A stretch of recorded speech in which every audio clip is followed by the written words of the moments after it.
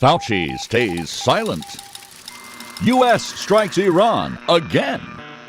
Japanese quake toll rises. And European wildfires still rage. Greetings, humanity. Let's grok the news. We cover the world's headlines, but first, a deep dive into the most important story in the world today. Dateline, Washington, D.C. Former National Institutes of Health Director Doctor Anthony Fauci appeared Wednesday before a Republican-led Senate Homeland Security and Governmental Affairs Committee hearing chaired by Senator Rand Paul of Kentucky, the retired immunologist who directed the National Institute of Allergy and Infectious Diseases for nearly 4 decades and served as a leading public face of the United States response to the COVID-19 pandemic, repeatedly invoked his Fifth Amendment right against self-incrimination. This despite his presidential preemptive pardon. Fauci declined to answer questions more than 100 times during the session, including, "What color is the carpet?" He wouldn't answer any questions. In his opening remarks, he stated that although it pained him because of his respect for Congress and his long record of cooperation, on the advice of his attorneys, which he brought with him, he would refrain from answering based on his constitutional rights. The hearing focused on the origins of the coronavirus, gain-of-function research, federal funding decisions, and Fauci's public and private statements during the pandemic. In the days leading up to the appearance, Health and Human Services Secretary Robert F. Kennedy Jr., often referred to as RFK Jr., and Senator Paul released more than 1,000 pages of Fauci's private diary entries and related files recovered from government servers. Kennedy stated that the materials had been dug out of 11 separate servers. The documents cover the period from late 2019 through 2022 and include Fauci's contemporaneous notes on early assessments of the virus's possible origins, his media appearances, and his personal reflections on his rising public profile and internal discussions about scientific disagreements. Senator Paul and other Republican members used the hearing to press Fauci on whether he had misled Congress or the public about the likelihood of a laboratory-related origin in Wuhan, China, the efficacy of certain interventions, and the treatment of scientists who raised alternative views. Fauci faces a potential contempt vote next week for his refusal to answer. Democrats on the committee and supporters of Fauci have described the proceedings as partisan and noted that the diary entries do not contain what they call smoking gun evidence proving international misconduct. 2 and 2 are not proven in everybody's minds to equal 4. Fauci, who is 85 years old, already holds a preemptive pardon issued by former President Joe Biden on January 19th, 2025, the day before he left office, covering any potential offenses from 2014 through that date. President Donald Trump later remarked that the pardon would be difficult to challenge without strong new evidence that it was actually a pardon issued by Biden's subordinates using the auto pen, as Joe Biden himself may not have been capable of truly understanding what was going on at the time. The hearing comes amid continued public debate over pandemic-era policies, including the lockdowns, the school closures, mask and vaccine mandates, and their broader effects on society and the economy and families.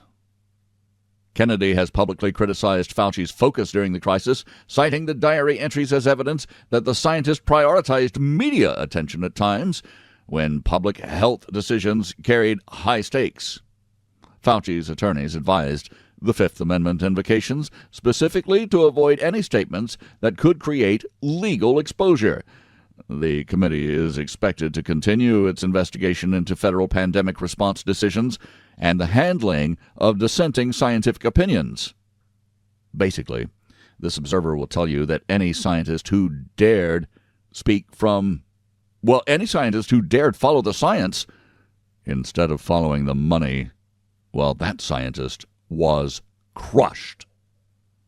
Additional context from the released materials and contemporaneous records shows that Fauci and other officials initially considered both the natural and laboratory-related hypothesis before publicly emphasizing an unsupported natural origin linked to a Wuhan market. Well, they said that it came from eating bat soup. We know much better now, and many of us knew better at the time. Critics, including some scientists whose research funding or careers were affected, have long argued that alternative explanations were sidelined, meaning that the virus was created in a laboratory in Wuhan, China, with United States funding. Defenders maintain that decisions were made under intense uncertainty and in evolving data and lots of money being waved around. The Senate panel's work continues with further votes and document reviews planned. Stay tuned. You know we will. I'm Robert Gardner, using GROK each weekday to truthfully summarize the news. You get my opinion too, but I make that pretty obvious because you are getting facts here. We review a roundup of the most critical reports in the world right after this. M.S. Gardner, well, that's my wife. Well, she's author of Wolfsbane, a dark, serious, modern take on an old fairy tale. It's a page-turning Southern Gothic story for adults like you. Wolfsbane, available now at thecuriousauthor.com or amazon.com. Now, we grok the news with headlines from around the world. Dateline Tehran. The United States forces launched a heavy wave of strikes against multiple Iranian targets yesterday after intercepting a missile attack aimed at American positions in the region, including sites near Jordan. Iranian officials vowed immediate retaliation again, while oil prices rose sharply again amid renewed fighting that followed the brief pause in hostilities. It was just as this observer and many others predicted. You can't trust a striking serpent. Dateline Kiev, Ukraine. Russian forces pounded Ukrainian cities with ballistic missiles and drones, killing at least 8 civilians, including some children, according to reports, and wounding dozens across several oblasts. Ukrainian officials reported successful hits on Russian oil infrastructure, while a missile briefly crossed Polish airspace. Dateline Kumamoto, Japan. Rescue teams continued searching collapsed buildings after a powerful earthquake struck southwestern Japan earlier this week, with the death toll climbing to 25 and hopes fading for any additional survivors trapped under the rubble in the Kumamoto area. Aftershocks and utility outages persist. Dateline Madrid, Spain. Massive wildfires continued burning across southern Europe, forcing new evacuations now in Greece and threatening Italy, while record blazes in France and Spain have already scorched hundreds of thousands of hectares and killed several firefighters this season. This observer is awfully sorry that this is going on in Europe now, as it does every year in California and Canada and other places where they don't manage the forests. Dateline Washington, D.C.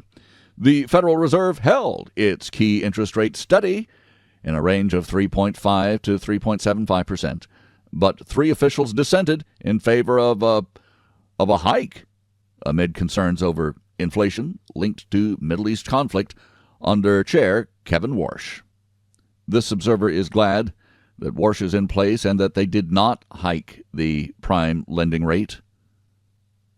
I mean, you can be concerned about inflation. Wall Street is. Main Street needs a break. Dateline Washington, D.C. President Donald Trump delivered an emotional eulogy at the funeral of Senator Lindsey Graham of South Carolina, calling the late lawmaker a giant of the Senate during a service that was attended by leaders including Volodymyr Zelensky and Benjamin Netanyahu. Dateline Manila. Chinese and Philippine vessels clashed again in the South China Sea this week, with reports of water cannon use and physical confrontations at the contested shoals, while Beijing expanded maritime patrols near Taiwan, raising blockade concerns among the analysts. Dateline Washington, D.C. The Trump administration imposed tariffs of 10 to 12.5% on goods from 60 trading partners over alleged failures to enforce forced labor bans. This affects imports from Europe and China, as a temporary global levy had expired. Dateline Washington, D.C. Senate Republicans delayed a vote on Todd Blanche's nomination for Attorney General amid holdouts, including Senators John Cornyn of Texas and Tom Tillis of North Carolina, demanding changes to a Justice Department fund and related settlement agreements tied to earlier litigation involving President Trump. Both of these senators are among those who were disposed or who have announced their retirement because of their opposition to Donald Trump and the Make America Great Again movement. As many people have said, with Republicans like these, who needs Democrats? Dateline Buffalo, New York. A federal jury convicted Hadi Mutar on Wednesday of terrorism charges for the 2022 stabbing of author Salman Rushdie at a New York lecture, adding to his existing 25-year state prison sentence for attempted murder. Dateline Ankara, Turkey. Turkish officials have detained another opposition mayor Thursday as part of an ongoing crackdown that has swept up dozens of suspects linked to political rivals of President Recep Tayyip Erdogan in recent weeks. Dateline Abuja, Nigeria. Nigerian officials acknowledged long-standing failures in civil service recruitment waivers while advancing refinery plans aimed at building a $1 trillion economy, alongside diplomatic friction over the arrest of a traditional Igbo leader. Dateline Nairobi. Kenyan lawmakers debated a local content bill that business groups warn could threaten foreign investment and jobs, even as political influence continues shifting around President William Ruto amid economic pressures. Dateline Accra, Ghana.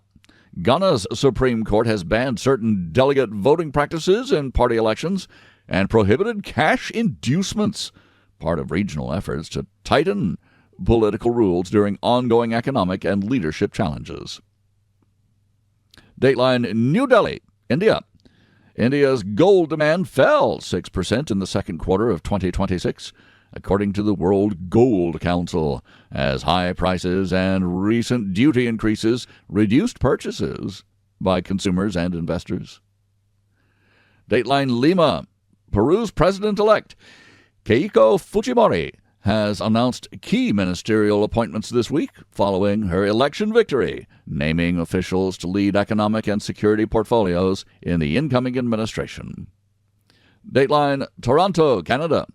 A shot was fired outside the U.S. State's consulate in Toronto for the second time this year, prompting heightened security measures while Canadian police investigate the incident near the diplomatic facility.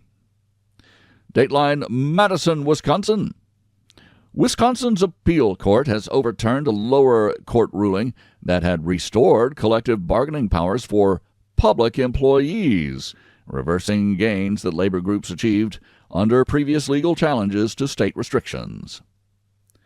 In this observer's considered historic opinion, I think it has proven out what even President Franklin Roosevelt believed.